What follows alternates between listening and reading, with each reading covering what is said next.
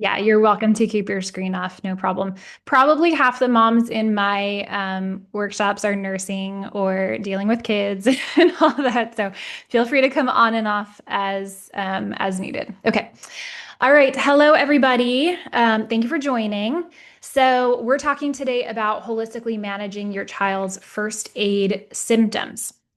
So specifically today, we're going to talk through um, when there's a sudden onset, okay, that's that first aid bit. So that sudden onset of something, all of a sudden they have an injury, or all of a sudden there's an allergic reaction, or all of a sudden they have, a bite, a bee sting, something, right?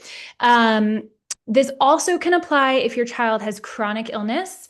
So something that's kind of a long-term, a recurring thing, but if they have flares. So if your child has eczema and then there's a flare, or they have belly aches that you're trying to figure out and work through, and every so often there's a heightened flare, this is going to apply to that as well. So really anytime your child is having like a sudden increase or a sudden onset symptom, that is what we're going to talk through today.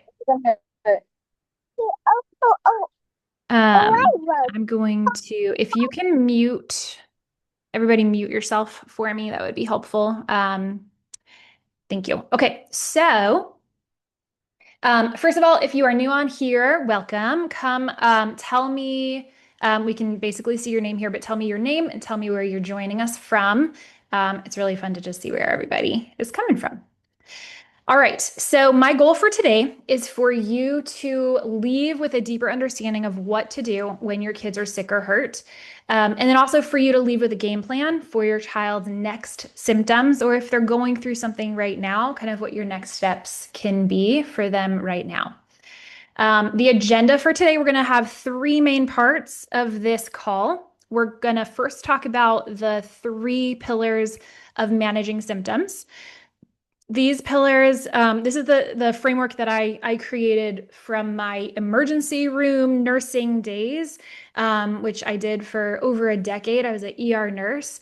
So kind of merging that together now with my holistic view, because I've been a holistic practitioner for about 8 years or 10 years. And so merging those two together to create like the top things that we need to do when our kids are sick. I'm going to tell you about the Parent-Led Health Toolkit, which is the product that I have, or the resources that I have compiled, put together, and want to offer you to help you do this, to help you heal your kids, know exactly what to do, have confidence, know, how to proceed, know if something's an emergency or not, all of that. So I'll tell you about the toolkit so you can get that resource. And then we're going to have a question and answer time. So to be honest, I really want our question and answer time to take up the majority of this. Often when I speak, I give a talk like this fairly often. And I sometimes will go further into this is exactly what you can do for all these different things. But my goal for today is actually I want to hear from you. What are you dealing with your children? Is there a sudden flare that you have had that you're trying to work through? And I want you to leave having been able to ask a question and then have answers specific to you going forward. So we're going to spend a lot of time in that Q&A. So quickly about me, like I said, I'm a former ER nurse. I turned into a holistic practitioner when I started having kids. I'm a wife. I have 3 children. And my goal now is to teach parents how to heal their kids. So specifically, holistically, naturally, but also confidently with an understanding of what is wise to do at home and when do we need to seek care so that you really don't have to be in this like limbo state or second guessing yourself or feeling like you're not sure about what you're doing. My goal is for you to have confidence because you make really good decisions, you know they're good decisions, and then can heal your kids with food, holistic remedies, natural therapies, things like that. So, disclaimer, everything that you hear here, see here, everything in this presentation and the question and answer time is for educational purposes only. So, none of this is personalized medical advice. Don't delay in seeking care for anything for your children or yourself because of what you experience or learn here. Okay. So I'm not your doctor. I'm not your personal nurse. Make sure you are being wise and making wise decisions for your family.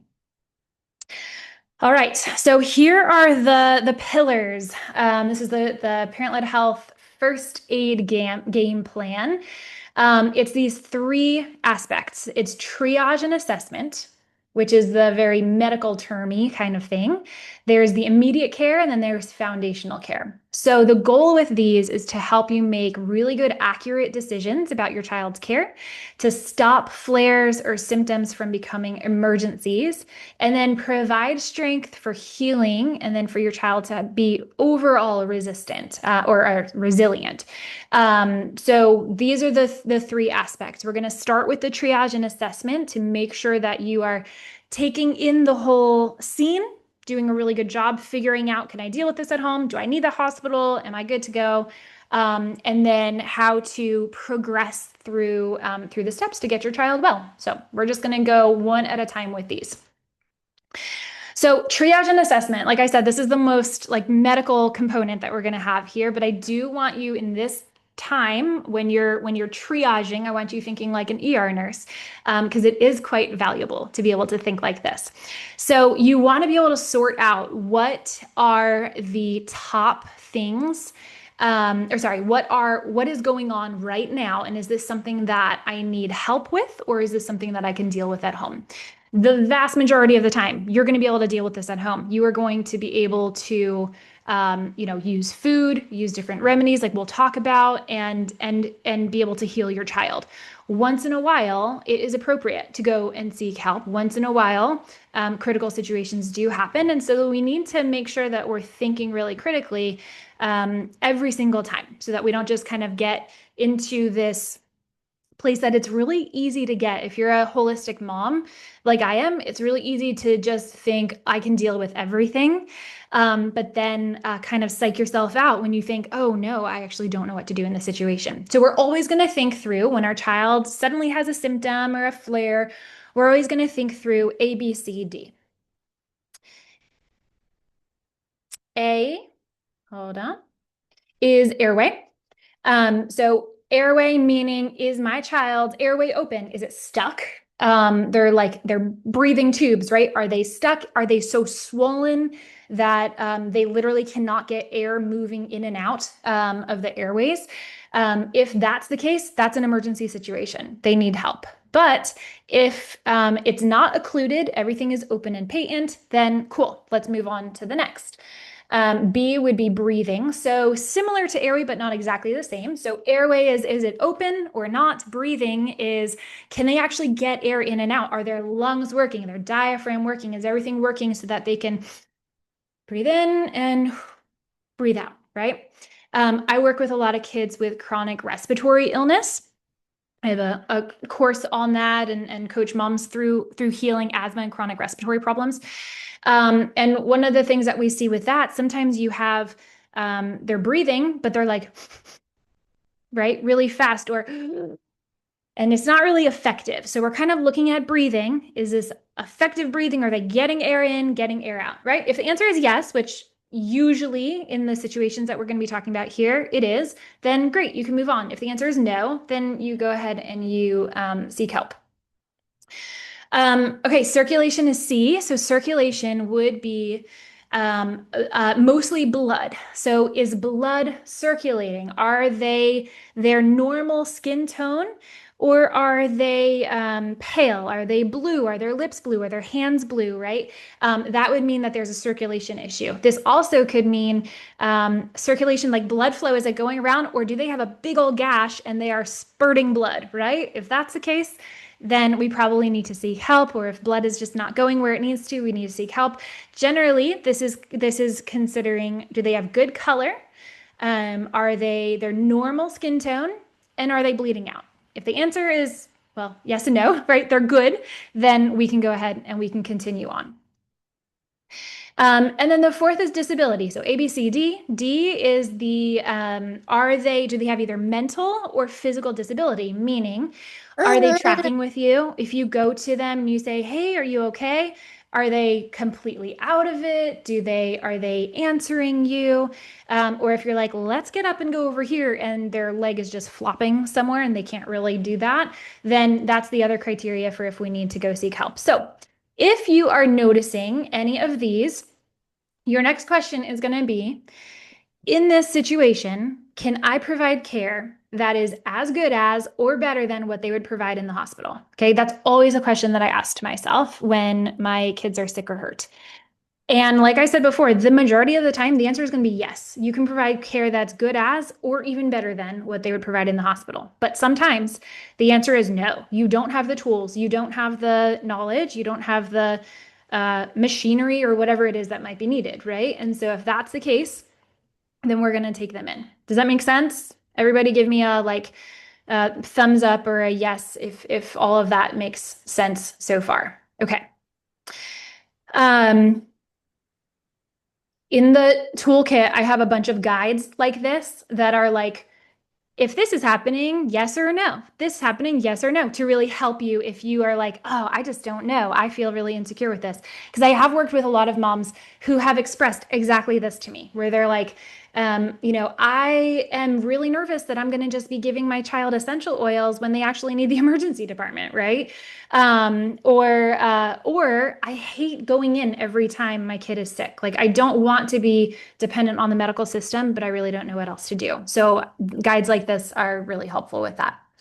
Okay, so now that we have decided, we went through the critical symptoms, or, is this a critical situation going on? We assess the situation. If we're good to go ahead and stay at home, we're going to move on to this next tier, which is the emergent or the immediate care that's non-emergent. Okay. If we decided, yeah, this is an emergency, then we're going to call an ambulance or we're going to take them to the hospital, right? Otherwise, this is the next step here. So here's our first things to do. And actually, I'm going to say this quick. It might sound like, okay, I just went through this thing for like 10 minutes on what we're going to do or like how we're going to assess the situation. In reality, it takes about 4 seconds to do, if that. You're going to see your kid who is saying, oh, my belly hurts, right? And you're going to say, okay, is their airway good? Yep. Breathing good? Yep. Color basically good? Yep. Are they talking to me and they can walk? Yep, good. And then you just move on. So that assessment is a very, very quick couple second assessment. Now we're going to move on to this next stage. So now that we know that we can stay home and when this is not an emergency, we're going to first control the environment. So this is again a really quick thing we're going to do, but it's really important. So if your child is in danger or if there's chaos around, we need to get that away. So now we're moving more into this like holistic mom place. Okay. So this is us thinking, is my child right now in danger? I mean, obviously, if they're in the car or in the street and there's traffic, then that's danger, right? But what about, do they feel emotionally threatened? Is there a lot of chaos? Are there people around saying, hey, how are you? Are you okay? Are you okay? Right? Like, answer me, look at me. Is everything okay? And there's just a lot of commotion, a lot of chaos that's causing them to be more stressed. This is where our mama bear kind of thing comes in, and we say, all right, everybody out, right? Everybody go. I got this. We're okay. We can direct people to go do things. You go get me, an ice pack, or you go get me their dad, or whatever. But we need to help eliminate extra stress from the environment. Okay, so that's number one. The next thing we're going to do is get ourselves and our child parasympathetic. Parasympathetic is the place where our body is in a calm or rested state. The opposite would be sympathetic. That's our fight or flight. So if your child is suddenly hurt, let's say they got a bee sting, okay? They are automatically going to be in that kind of fight or flight kind of mode. They're going to be tense, they're going to be in pain, they're going to be stressed. And when we are in that fight or flight mode or that sympathetic mode, we are not able to heal. Okay. Our bodies do not heal in sympathetic. Our bodies heal in parasympathetic. So while we might want to go and grab a certain remedy or, go try to do all these different things, Until our child is in parasympathetic mode, which is that calm mode, they are not going to be able to fully receive any kind of support, whether it's, homeopathy or herbs or food or whatever it is. So our main goal right off is to get both ourself, because we can get a little frantic, right? Our heartbeats can go a little fast when our kid gets hurt. Get ourself and our child parasympathetic, and then we move on with remedies. So what do we do?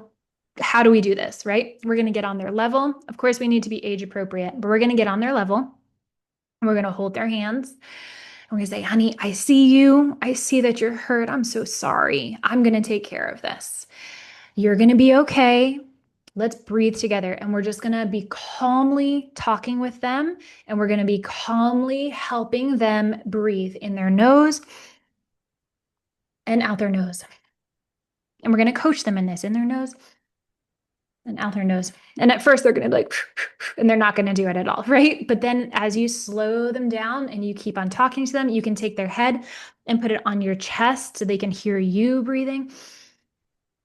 With younger kids, babies, toddlers, you could even do skin to skin with this, which is very soothing and calming. So your shirt off, baby shirt off, hold them tight, let them hear your breath.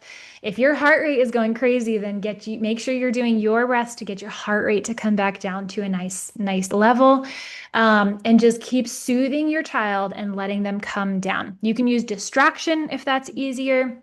You can use, I actually keep pinwheels on my kitchen table because we use it at mealtime, but you can take a pinwheel and blow that pinwheel really hard. I want you to see, if it hurts a whole bunch, I want you to blow hard at that pinwheel. And you can just kind of use different breath work and different distractions to help them be getting peaceful. If you have more questions about this, I'm happy to talk about this because this is a really, really important step that is often missed. So often we say, oh, my kid is sick, my kid is hurt. I'm going to go ahead and I know exactly the remedy I need to do, or I need to get help. And we can create a more stressful environment that delays our kids' healing. And this immediate care time is when we really want to take flares or heightened symptoms and keep them from becoming emergencies. And the top way to do that is to do this parasympathetic. All right, now that we've done that, we've gotten our kid into a more calm place. Now we can start doing symptom-specific care. So, for example, I'll just go through a few of these. Respiratory care. So if they're having an asthma attack, all right, let's go ahead and do an Epsom salt bath or a magnesium flake bath, because magnesium helps with dilating the airways, opening that up so that everything is not tight and so that they can start breathing again. We can do a Mullein steam tent. Making a Mullein tea and then heating it, using that tea, bringing a blanket over, or maybe making a pillow for it and getting inside and breathing in that Mullein steam. We can do castor oil over the chest and over the back and rub that because that helps with relieving mucus that's creating tension in the lungs. Like I said, I'm going to go through a couple top things that I would do with these, but long, very specific step-by-step guides for every single one of these symptoms here and a whole variety are in the toolkit, and I'll show you more about that. I do want to make sure I didn't ask, can everybody see? Give me a thumbs up or a yes in the chat if you can see my screen right now. Hopefully you're seeing the screen that I'm looking at. Okay, thank you, Ashley. Okay, so let's say they have a musculoskeletal injury. Let's say they fell and they hurt their, their wrist, right? They did a break or a sprain, something like that. Well, I do recommend going and getting a splint if there is some kind of break. But for, a sprain or you're just not sure what's going on, we can immobilize that. We can do a Comfree compress is really helpful for knitting bone back together. We can give them a high collagen meal, like a really thick meat stock is really good at quickly getting all the connective tissue to come back together. We can give, again, some homeopathy. We can use some plantain or some calendula oils, things like that, to some vitamin C, really helpful with knitting that together pretty quickly. So we would go ahead with those kinds of things.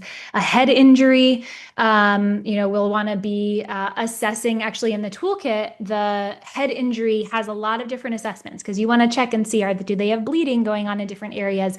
Are their pupils where they need to be? Very simple assessments that you can do if you just know how to do it. And it outlines that in the toolkit.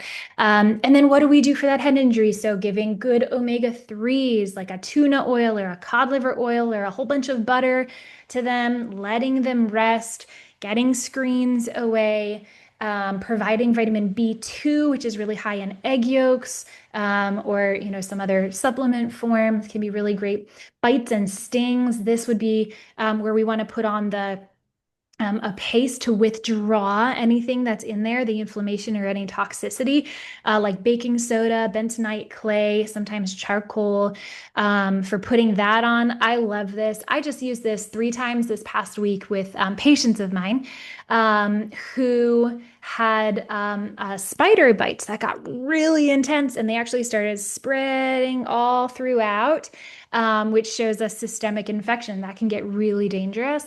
But just using that baking soda was fantastic and reduced all of those. I don't know why this was a spider bite week, but that happened. So with all of these different kinds of symptoms, once we've gotten the child calm, now we're going to start providing some symptom-specific care so that now that they're calm, they can start actually receiving the care, and their bodies are going to take it so much faster than if they were still frantic and you were trying to give it to them. Like I said, all of these are in the symptom toolkit. And so I'll tell you more about that, but it'd be a great resource if you need more symptom specific care. Okay, now we've done the foundation, or sorry, we've done the immediate care, right? We've worked to stop flares from becoming emergencies or stop symptoms from becoming worse. Now we work on this foundational care. The foundational care is crucial. So for our bodies or your child's body not to just kind of recur in what is going on with them, for them not to just, kind of subdue a little bit, but then come right back up. We have to do this foundational care. And this is what's going to make them very strong on the other side. So come out of the illness or the injury even stronger and more resilient. The top 5 things to do for the foundational care are nutrition. The biggest things with this is anti-inflammatory foods, or actually not creating more inflammation. So removing starches and sugars, grains, fruits, things like that temporarily, right? Some of those are great, can be great, but we need to remove anything that's going to turn into inflammation in this heightened state, and then help with lots of meat, lots of fat, fermented foods. Fats are one of the best anti-inflammatories. So butter, lard, tallow, bacon, egg yolks, cultured cream, things like this. Really helpful with any time the body needs to build to repair anything at all. Sleep is going to be important because our bodies detox. So if we're dealing with some kind of infection or, more of an illness versus an injury, in either case, sleep is going to be very important, but especially with infections, the sleep is going to be really, really necessary. So creating a better sleep environment, allowing for more rest, doing emotional support. So that's still going to be that parasympathetic, still helping your child have calm emotions, and to be able to kind of sort through if they are having fear about what they're going through, working through that's very necessary.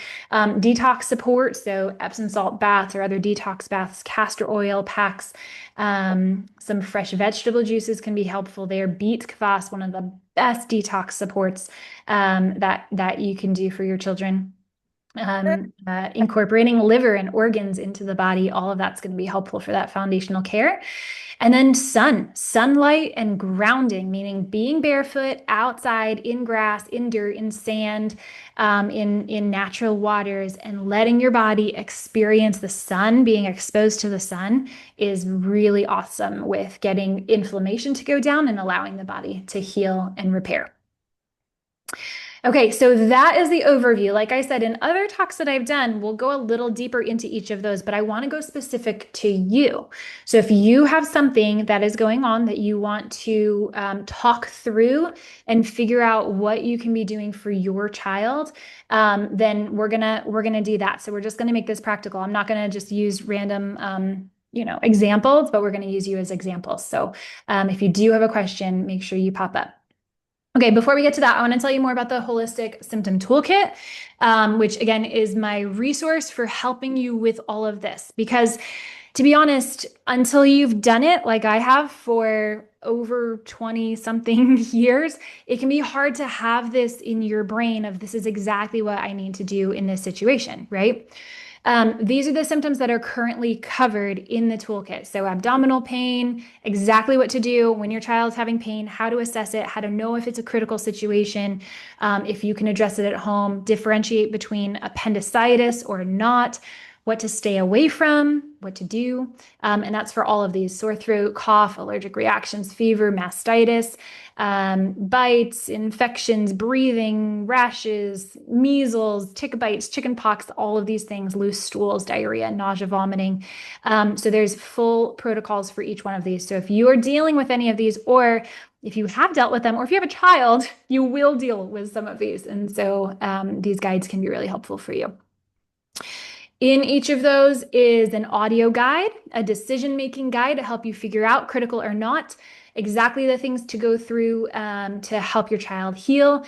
And then also training videos, exclusive access to appointments, one-on-one appointments with me. And then finally, the new thing that I am implementing, that's actually why I'm doing this call, because I wanted to let you know that I will be doing live monthly calls in the toolkit. So for everybody who's in there, we're going to have a live monthly call with going through the Q&A. So if you have situations going on with your child and you just need somewhere to turn, you can come to that live monthly call. And there's also going to be a discussion board where you can ask your questions, and I will be in there helping to provide support for you.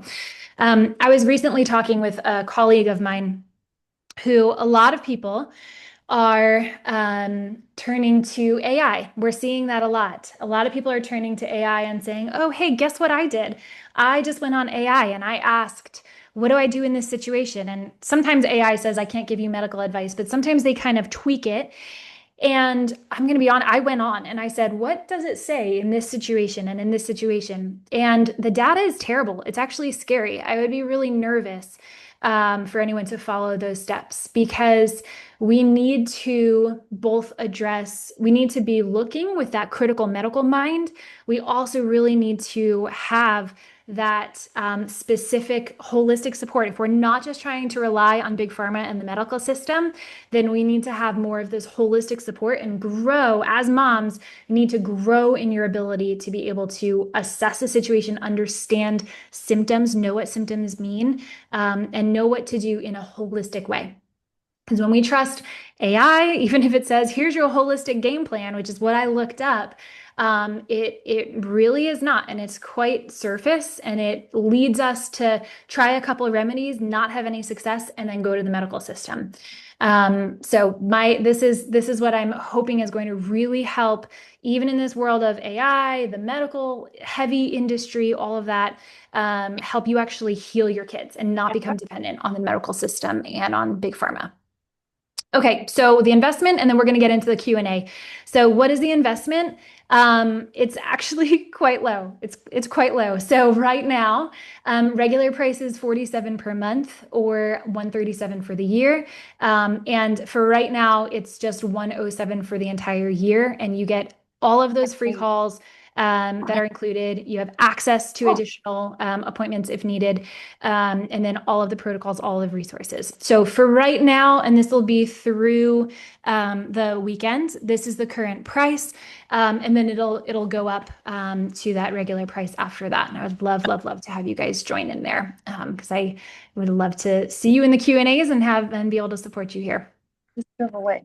All right, let's get into the questions. Now, I have had a few questions sent to me. There was about 100 people actually signed up, so we have a teeny little group here right now. But I did have some questions that were sent in to me, but I'm definitely going to prioritize questions for those here in the group. So, Becca, I see yours. I'll go into yours. I am going to stop my share. And I'm going to throw that link into the chat, and then we'll get started here. Okay. So, just as a reminder, guys, this is not one-on-one advice. So I'm going to give you my perspective from my experience, and then what you do is up to you. All right. So Becca says, what do I do when my daughter is having an awful tummy virus, making them throw up and or diarrhea? She's also no longer eating ferments. She's had a tummy bug twice this year that lasted a week, accompanied by a fever. Okay. So let's go ahead and I want to take us through the sequence, right? So we're going to go through the critical thinking first, the triage and assessment, and then the foundational or the immediate care, and then the foundational care. So initially, the critical thing we're going to say, how's her airway? How's her breathing? How's her circulation? How's the disability? So airway sounds like it's patent and open, sounds like she's breathing okay, right? Doesn't sound like that's a concern. Circulation, you're not indicating anything there. She's not blue, right, Becca? She's not like pale when this is going on, because actually there are some times when you're throwing up that you'll see that your child does. I've seen that before, where your child does turn blue and lethargic. Has that happened, Becca?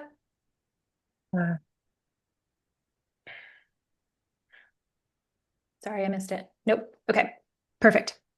So on the critical side, great, we can move on from there. We are not dealing with something critical. So now on that immediate care. So when we would first go into how is the environment. So every time she's having the vomiting or the diarrhea and the virus, we're going to look through how's the environment. Is she more stressed? Is there something stressful going on? Because every time the environment is stressful, she's gonna receive care in a lesser capacity. Okay. So if it's super cold, if it's super hot, if it's very loud, if there's people who are making lots of noise, if you just had a stressful conversation with somebody, all of that, we're gonna remove her from that, put her in a very peaceful environment. Okay. Then we're going to move on to the parasympathetic. So when she's throwing up, recurring vomiting, so I'm not sure if this is what's going on with her, but recurring vomiting, like that kind of gagging, like keep on going, gagging, and you can't get yourself to stop, is a very sympathetic situation. Your body is in that sympathetic mode. So even talking to her through it, and I think as a mom, this is our natural inclination, right? Like, oh, honey, you're okay. We're going to do this. We'll be all right, right? But making sure you're doing that very intentionally, and helping her understand that I didn't ask, how old is she? 2. 2. Okay. And so, yeah, so helping her just get into this place of, okay, I know you're throwing up and this hurts and it's really yucky right now, but I'm going to help you and this is going to stop and we're going to get your body so strong, right? And talking her through this can help with that sympathetic component. So I'd really lean in heavy with that. And then for some specific foundational care. So you said she's no longer eating ferments. I would still do finger licks. So beet kvass is really, really helpful for this. But if she's not taking that, and if anyone is not sure what beet kvass or what I'm saying, I'm going to put it in here. I do have a recipe for that on my website I can link to. But beet kvass is really helpful with both vomiting and diarrhea, with any kind of GI distress. So even if it's just a lick, I would highly recommend having some made. Mhm. And then doing a lick. I see that yours keeps molding. That's a troubleshooting kind of thing. We could maybe discuss that at another time. But often more salt can be helpful. We're adding in different things like ginger, garlic, adding a couple different things, thyme, certain herbs can really help with that mold component. So I would look into Oh, those. Um, and just making sure, obviously, that your jars are very clean. Okay, so then doing just finger licks of that. If you don't have any right now, I'd recommend getting some started, but then sauerkraut or sauerkraut juice, just a little lick of that. If she can do dairy, I would do a teeny little lick maybe of kefir, which can actually slow things down. Kefir can slow down diarrhea. So if she's able to take in some of that, really great. And then castor oil rubs actually on so it depends if it's more of a diarrhea thing, sometimes lower down on the belly can help with soothing. If it's more of a vomiting, sometimes doing just a little drop here and then just going down like this can be very soothing and very helpful and help with those spasms, like vomiting spasms come down. And then I would just stick with very basic foods that are just, well, let's see. Yeah, we're still in immediate care. That all would be immediate. The another immediate thing is the big dangerous thing that happens with lots of vomiting or diarrhea is dehydration. And so we want to make sure that we're warding that off. And so salt, water that has salt and especially warm. Everything that she has needs to be warm, unless it's just a finger. If you do cold sauerkraut, that's okay because one little drop is going to warm up by the time it goes down. But warm fluids, not forcing foods at all, but warm fluids that have salt in them, maybe a drop of lemon if she likes that. Um, and or something like meat stock, not bone broth in this situation, but meat stock. I also have a recipe for that on my website. Are going to be helpful with soothing. So all of that is very soothing, calming.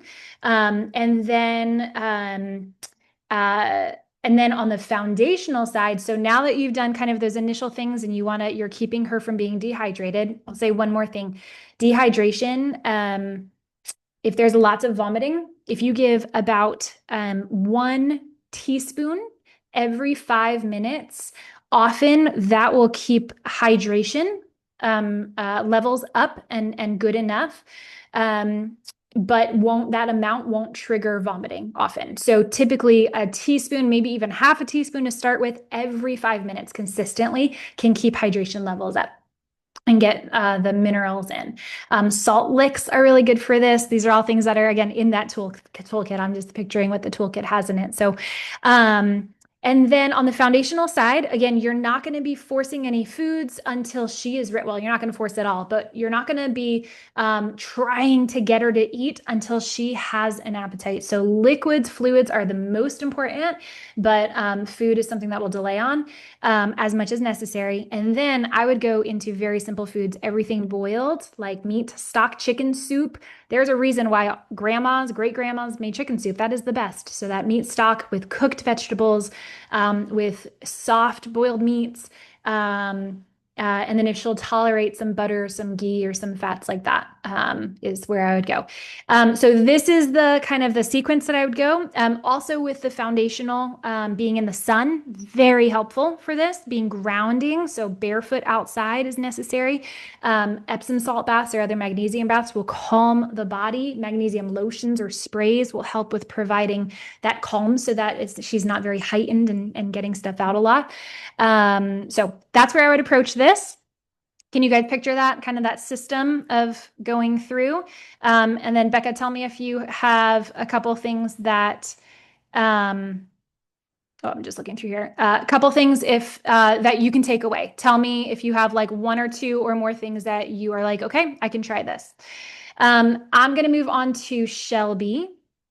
Okay, so Shelby says, I'm wondering what you suggest for dealing with a mild case of thrush, redness and bumps on the back half of the tongue, eating well, playing, drinking water, strictly breastfed, no fruits, meat stock, bone marrow, egg yolk, 8 month baby girl. Love this meeting. Thank you for your time and info. Okay, awesome.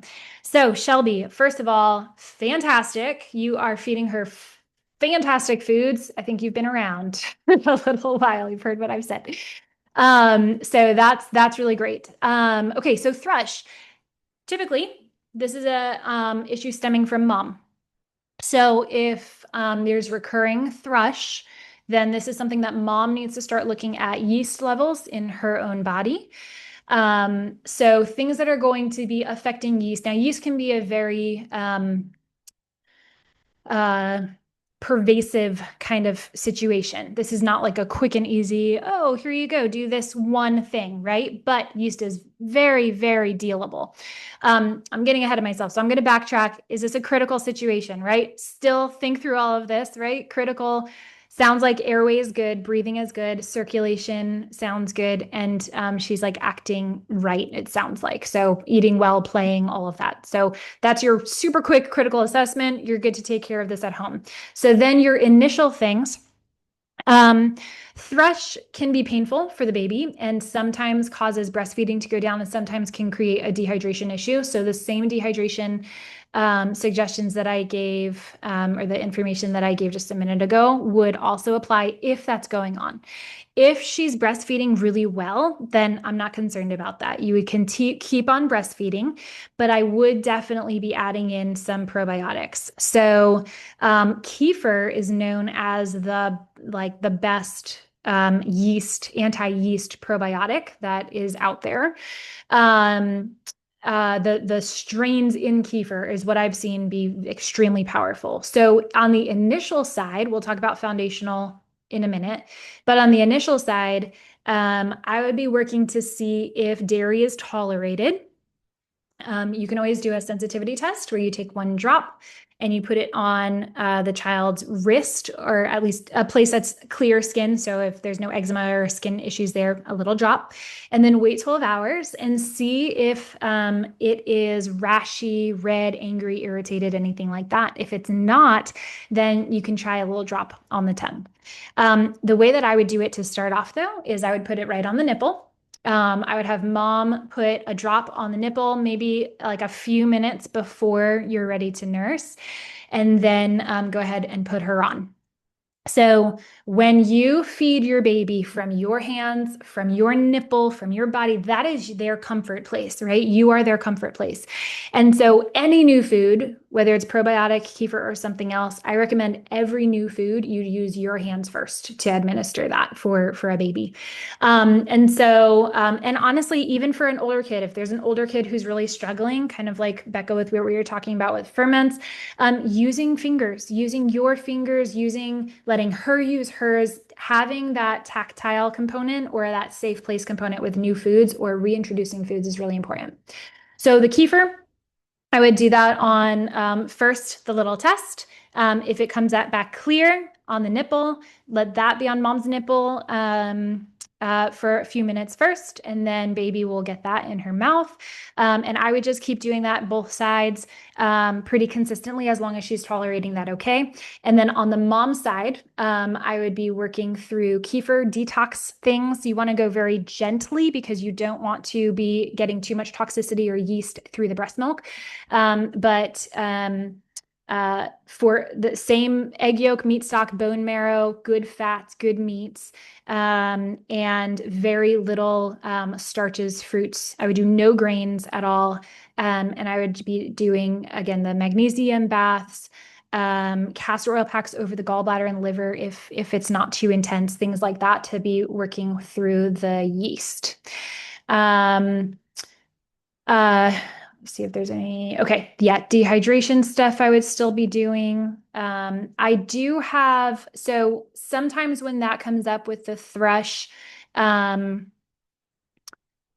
need to be aware of strainy poop. So a lot of times when there's thrush or yeast in mom or in baby, you're gonna see strands and mucousy things coming out in the stool, and that's really great. And we want that to come out because a lot of times that's that yeast. And so you want to be watching for that and helping with regulating bowel movements and making sure poop is happening. Because if it's not, that's just going to get trapped and then thrush is going to continue. So that would be the other foundational thing, making sure bowel movements are happening. To make sure that as yeast is being killed by the kefir or other probiotics that you bring in, that the poops are actually happening. Beak Phos for this as well is fantastic because that's going to help bowel movements come out and be nice and soft and easy to get out. All right. I'm going to move on to Ashley. Shelby, I want you to tell me if you took any, if you have one or two things to take from this. And if you have clarifying questions, if there's time, I will circle on back. All right, Ashley. My daughter is 4.5, and we'll go through random bouts of being feverish, runny nose, and just moves through it. No big deal. Last week she had this but didn't resolve. Lots of clinging, napping, and then a few days later she had bumps on her hands, feet, and mouth. Okay. I did not realize this time it grew into something more. Oops. Sorry, it skipped. How would you assess earlier on or support when the fever shows up? Once I gave her Pulsatia, she totally shifted back to herself. Beautiful. Okay, great. Great use of homeopathy.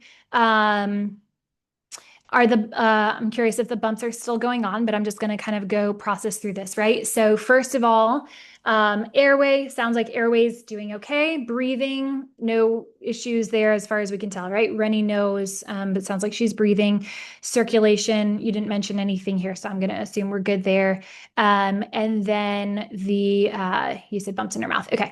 And then the disability, as far as I can tell from this, she's acting, she's doing things, she's talking, she's moving, right? You're not concerned about that. So from that side, great. You can totally do this at home.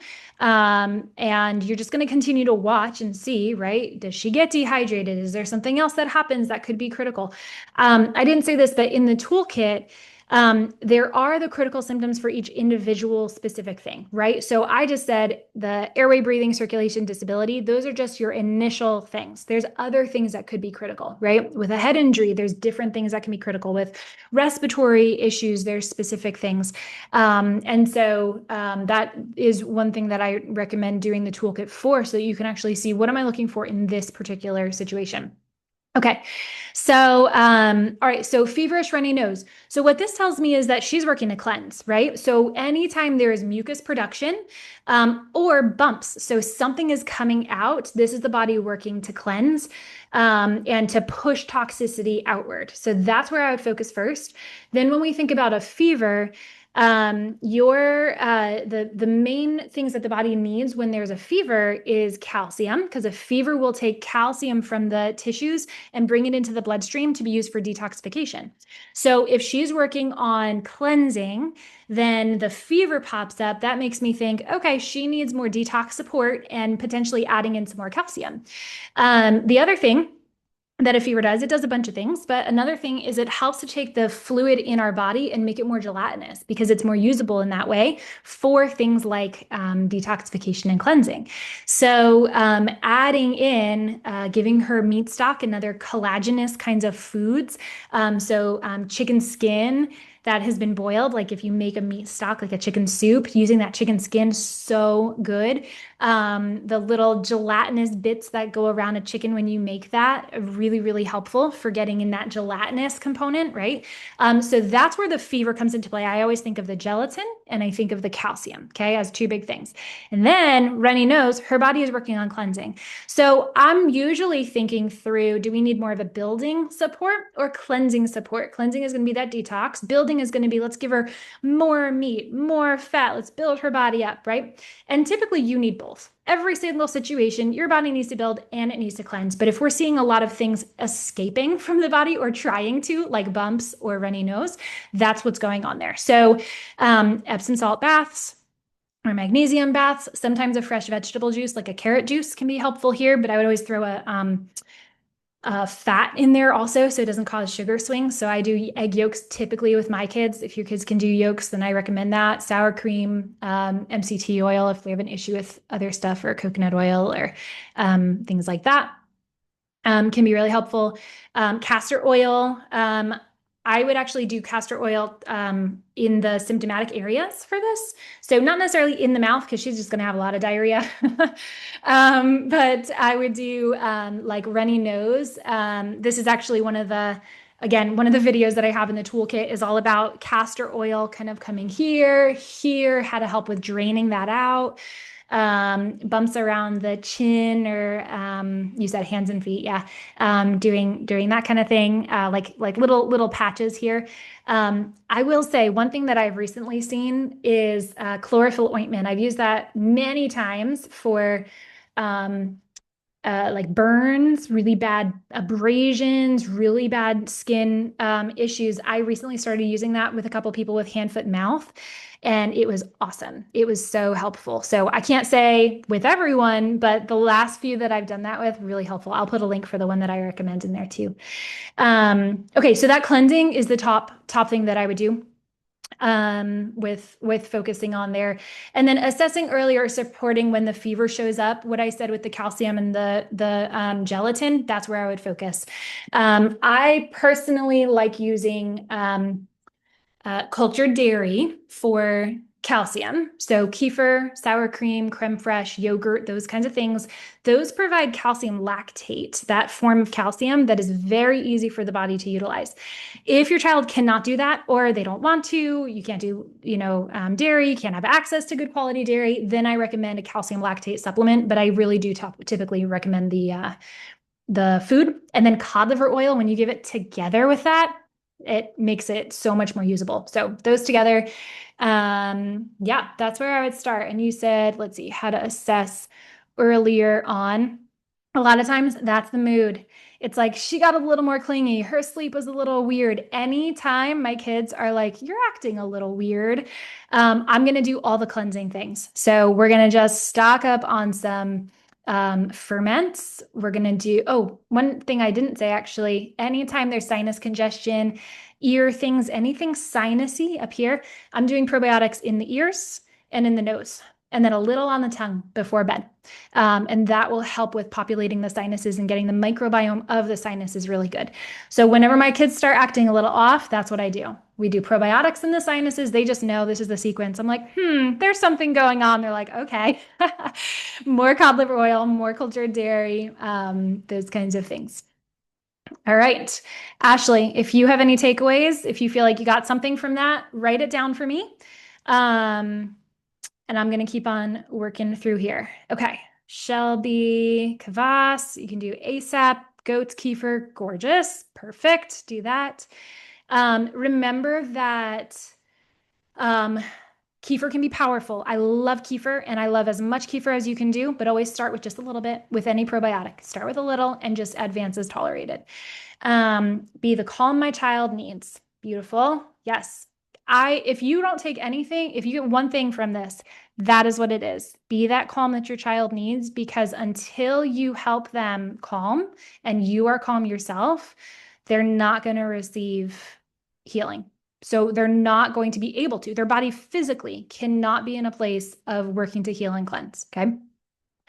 All right. The 1/2 to 1 teaspoon of water to not trigger throwing up, to stay hydrated. It's a really good trick. I like that one. The magnesium, perfect. Castor oil, beet kvass. Awesome. Perfect. She said, you're a person I would love to sit and talk to. Okay, so let me tell you something.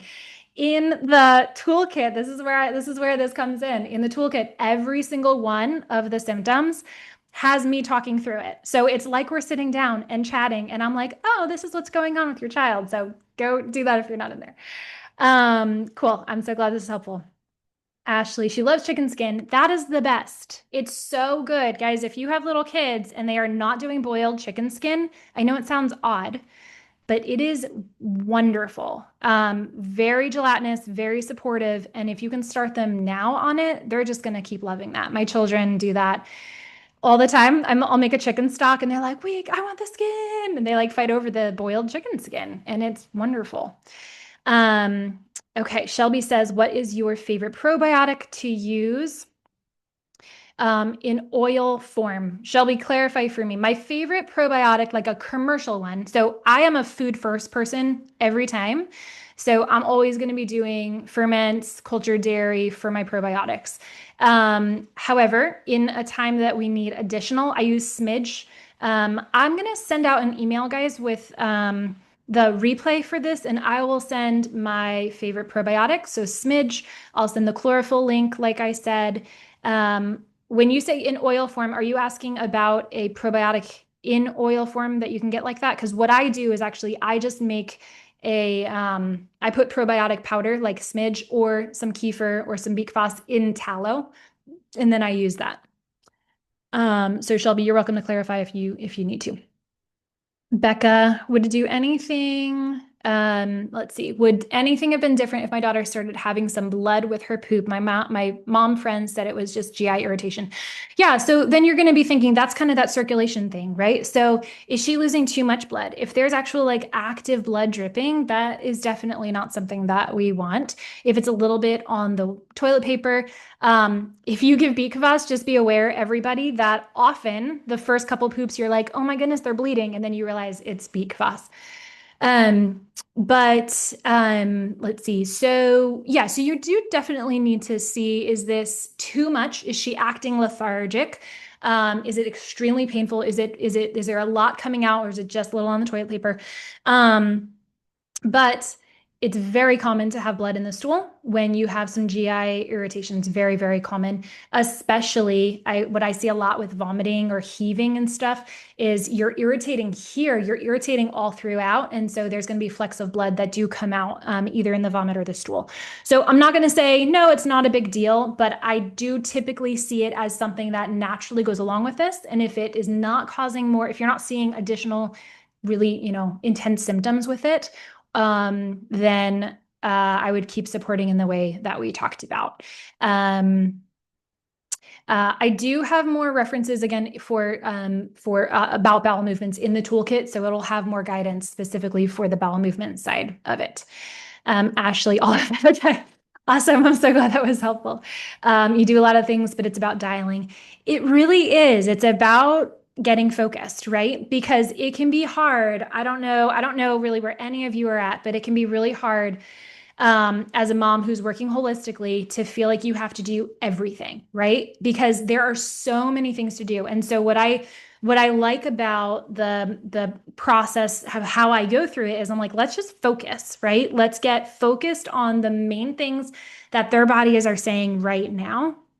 And then once we do that, once we've kind of gotten that flare down, now we provide the care that we know is really good on that daily side, right? The food and the sleep and the sun and the grounding and all of that. But for right now, definitely just focus. You can like throw out some of the, holistic, crunchy things to do if they don't make sense for right now, or if that's not a priority. It's okay to do that. Shelby, for putting in the near. Oh yeah. Okay. So Shelby's asking for putting into the ears and the nose.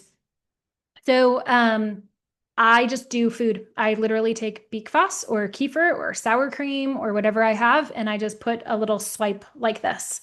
And same here. Or take a capsule, a probiotic capsule, and open it, put your finger over and go like this. So you get a teeny little bit of powder on your finger, and then go like that. So my goal is actually not to do drips in. In some situations, it can be okay to do an oil dropper, but I actually want it to go and kind of migrate itself. So I'm going to swipe it, but I'm not trying to like cause it to go anywhere that it might not need to go.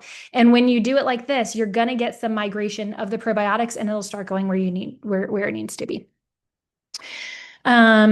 Yeah, the tallow idea. Honestly, I like convenient. I like having lots of things and then just using them and not having to buy tons of products. So I use tallow with whatever probiotic I have on hand and mix that together. It's very effective. I use that on a ton of things, rashes. I actually do it on my kids after a bath. We just put on probiotics, because if you put probiotics on your skin, you're going to be creating you're supplying your skin with strength and resilience. And the skin has its own microbiome. And so for a lot of kids that I've worked with who have lots of chronic illness, they're weak, failure to thrive, working hard to cleanse, but really like needing a lot of building support, we do probiotics all over the skin every single day. And it's very helpful with building resilience. Okay, Ashley said, let me make sure, does anyone else have a pressing question? We are getting to time here. So does anyone else have something that they wanted to ask about their child that was not asked already? If so, I'll take one more of those, and then but I'll keep working through these. Ashley says, when would you use arnica versus comfrey? We tend to use arnica, but I've seen comfrey referenced a lot. Yeah, so they do two different things. So comfrey is a oh, what's the phrase? I forget the phrase. It's like a knitter, a bone knitter, something like that. So I specifically use it for like when something needs to be knit back together. So I'll use it on abrasions, I'll use it on broken things. Even like comfrey on like a broken nose, you got to like a whack to the nose. It's like, and you just rub it on there. So when things need to be knit back together is when I use comfrey. I actually use it postpartum. I'll do like a sitz bath with it, or put a bunch, an herbal bath and do that because all that area needs to be knit back together, right? So that's what I use comfrey for. Arnica I use for more of bumps, bruises, aches, acute pain. If I don't know, if I'm like, oh, I don't know what to give right now, I'll probably give some arnica as like a bit of a catch-all, but that's the specification there. And I'm not a homeopath. A homeopath might tell you something different about arnica, but that's how I use it. Becca, okay, great. All right. Okay. Anyone else? Any pressing questions? If you did not answer already, can you give me a couple takeaways that you got from this? Give me what was helpful for you. And then, like I said, I am going to send this recording out.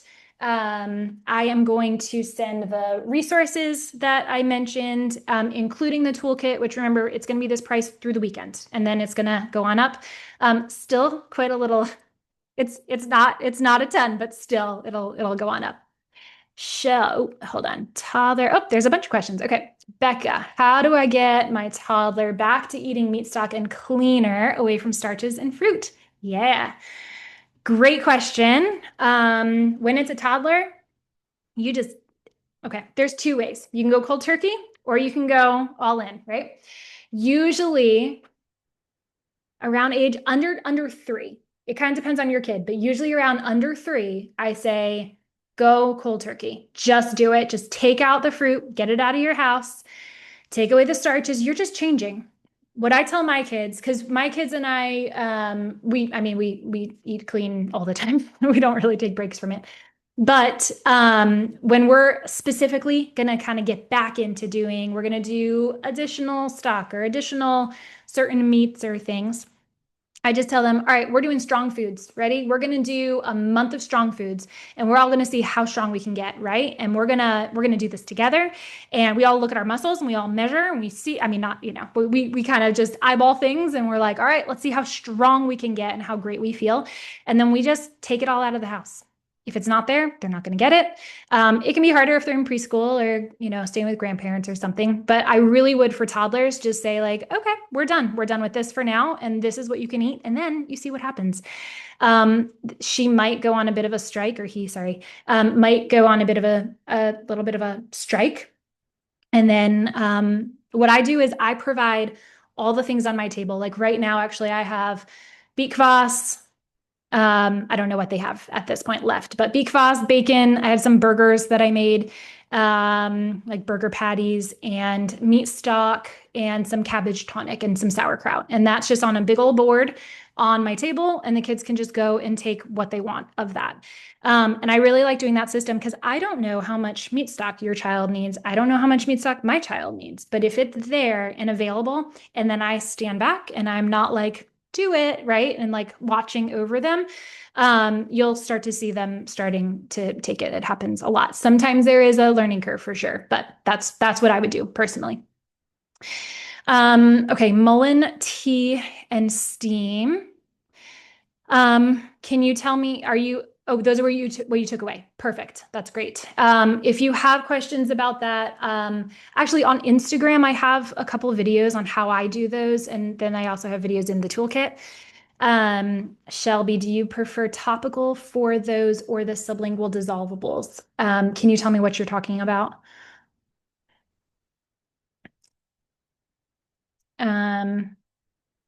You can type it in there. Let's see, Shelby, arnica and comfrey.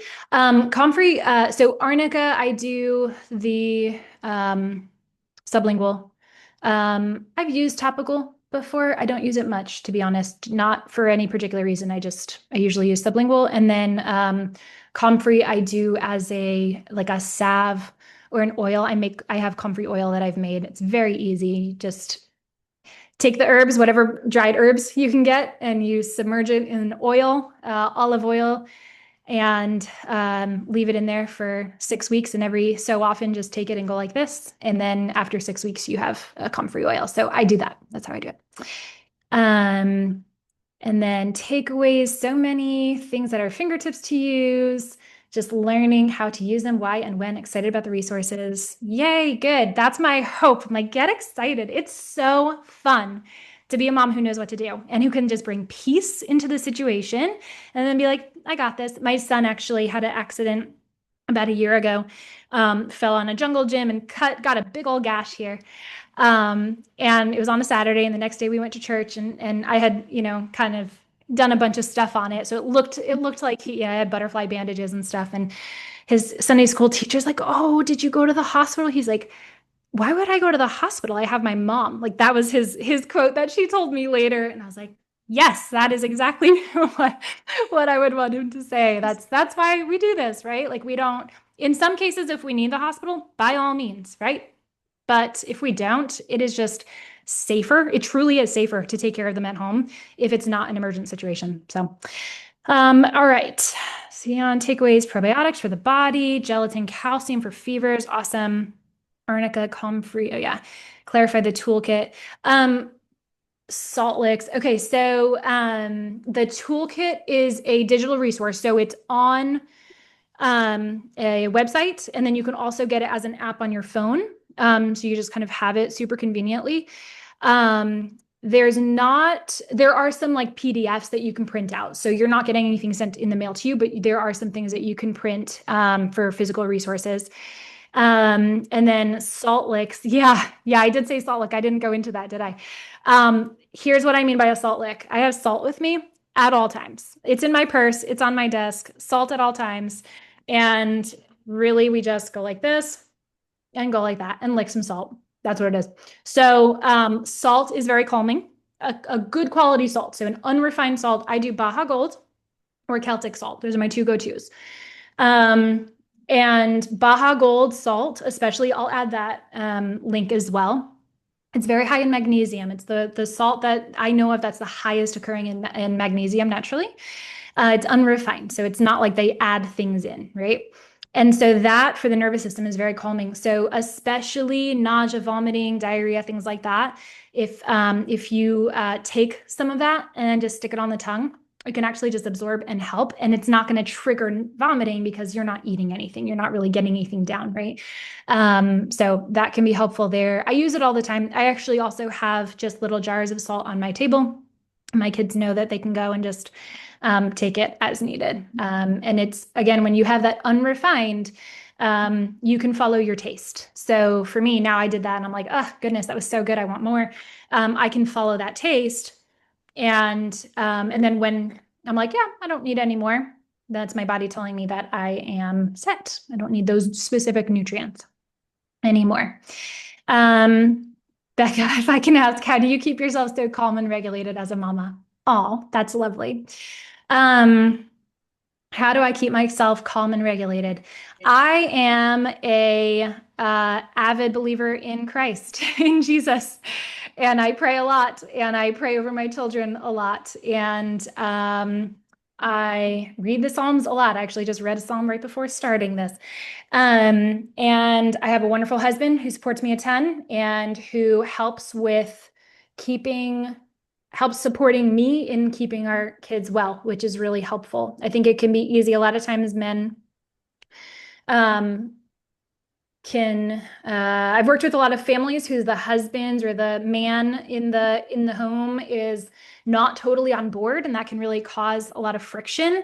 And that's something my husband and I have talked about. I need you to support me well. And this is I'm working with the kids in this way, and I need you to be on board with this. And we've had come with a really good system with that. So he also helps keep me calm and regulated. Also, I eat 8 to 12 egg yolks a day. That's very helpful. All right. I love the simplicity of the Salt Lick tip. When did it come to know about the effect? Was it studied or passed down tip? Yeah, that's a great question. Let's see. So this is something that is well known in the GAPS world. So GAPS is the Gut and Psychology Syndrome. Um, Organization. It's a whole nutritional protocol. And this is something that it's based on traditional foods. And so this is very much a passed down wisdom kind of thing. There has been research done. I also learned it when so after I did emergency room nursing, I switched over and I went back to school for holistic health.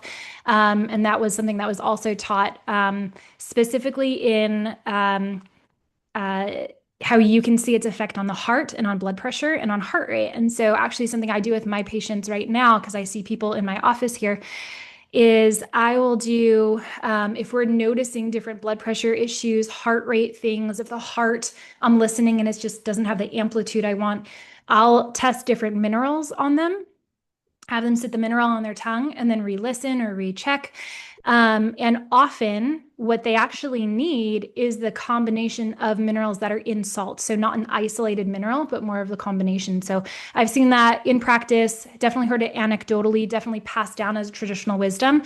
And it's something that's been taught in curriculums that I've been in. Okay. And then how do you prepare those egg yolks? And then do you follow any of the Weston A. Price diet protocol? Egg yolks, I do raw. So I usually have tea like this. I usually do a rooibos chai.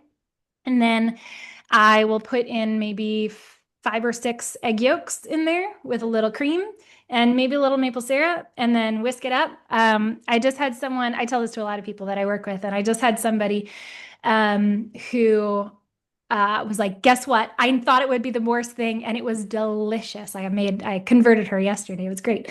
So I highly recommend it if you can do egg yolks. You can start with just a little bit and then build up to it. But I do that, and then I also usually have several eggs for breakfast. So yeah, maybe 6 in my tea, maybe 3 for breakfast, maybe additional later on, something like that. But raw is how I typically go. And then do you follow Weston A. Price?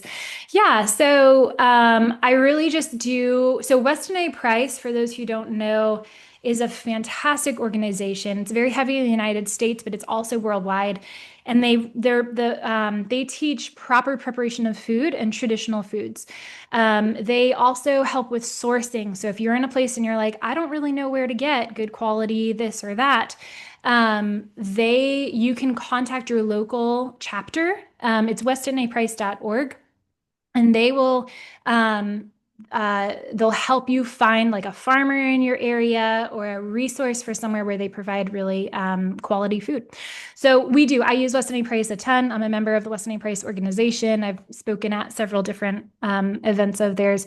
And the protocol, I'm actually not sure what you mean by the protocol, but I think just the diet, all it is real food properly prepared. And so that's what my family sticks to, basically 100%. And my training. So I went to my initial I was a registered nurse for a decade, 12 years. And then I did the Nutritional Therapy Association. And then I studied under a couple mentors who were uh, highly recommended to me for different modalities. And then I became a certified GAPS practitioner. And then again, studied under people and started a practice myself. So I've had a variety of trainings. I've done lots of different kinds of certifications, but the 2 that I got in that really got me into the holistic world were the Nutritional Therapy Association and the GAPS International Program. Okay. Thank you everybody for being here. This was a really fun Q&A. I just thrive on this, and I hope this was helpful. I will, like I said, I actually need to jump into another call here, and then I am going to send out that recording before the end of the day, with all of those links. And if you do have any questions, not clinical questions, but if you have any clarification things or anything, you're welcome to respond to that email. All right. Thank you all. I'll see you all later.